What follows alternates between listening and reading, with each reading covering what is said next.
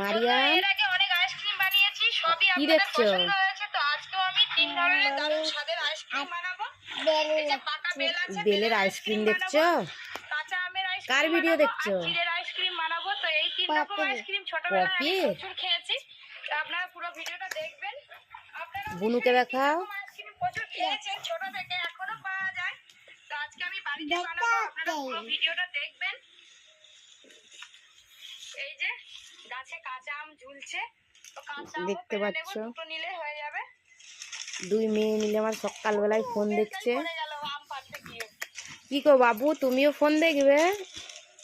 রান্না করবে? তুমি রান্নার ভিডিও দেখছো, তুমি রান্না করবে? বেল পাড়া হয়ে গেল, আমও পাড়া হয়ে গেল, চিড়ে বাড়িতে রাখা আছে।